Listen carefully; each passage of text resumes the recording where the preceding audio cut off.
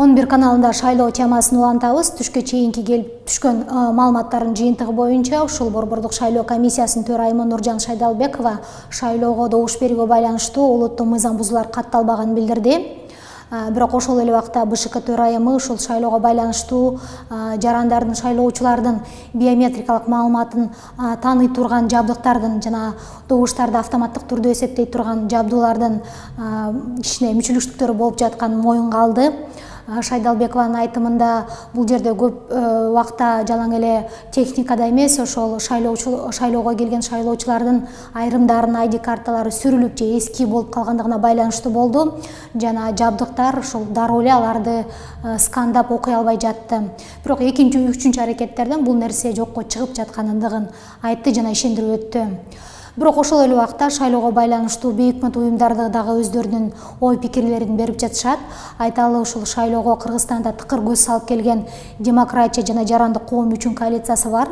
Коалициянын билдириши боюнча ушул аларга шайлоого байланыштуу келип түшкөн арыздануулардын 70%-ын ушул жабдууларга, жабдыктарга карата келип түшкөн арыздар түшүүдө. Жана коалициянын айтымында ушул бүгүн саат 8-де башталган добуш берүү бардык эле шайлоо участкаларында өзгүлтүксүз жүрдү деп айтканга болбойт. Анткени ушул техникалык кемчилик, мүчүлүштүк бир аз добуш берүүнү жайлатты. Шайлоого байланыштуу бүгүн ушу Ички иштер министрлиги добуштарды сатып алуу 5 фактысы катталды деп билдирди. Түшкө чейинки маалымат боюнча ал фактылардын 2-сү Чүй областында катталды, ал эми 3-сү Бишкек шаарында катталды. Бирок бул тууралуу маалымат берген Ички иштер министринин орун басары Алмаз Оразалиев кайсы партиялар бул фактыларга кириптер болду тактап айткан жок жана бул фактылар боюнча тергөө иштери болуп жатат, тактоо иштери болуп жатат деп айтты.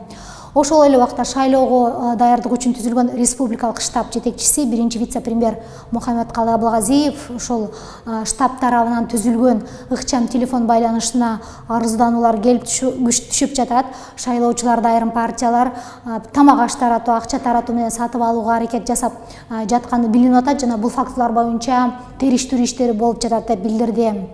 Шайлоого байланыштуу партия өкүлдөрүнүн өздөрүнөн дагы сындар түшүүдө. Айталы, бүгүн ушу социалдык желилерде алар жазып чыккандай, бул жолку добуш берүүдө шайлоодон бюллетендер абдан жука болгондуктан жана аларды баягы шайлоого келген адамдар бюллетендерди маркер менен белгилендиктен ал баягы билинип, ким кайсы партия үчүн же болбосо референдумда эмне үчүн добуш берип жаткандыгы билинип калып атат. Бул болсо шайлоодогу купуялык эрежесин бузуп атат. Бул да кайсы бир деңгээлде баягы эреже бузууга жатат деген ойлорун айтып жатышат. Ошондой эле дагы референдумга каршы үгүт жүргүзгөн топтордун биринин өкүлү Рита Карасартова өзүнүн социалдык желесинде, баракчасында маалымат жазды. Ал жерде айрым шайлоо участкаларында административдик ресурс колдонулуп жатабы деген өзүнүн шектенүүсүн билдирди.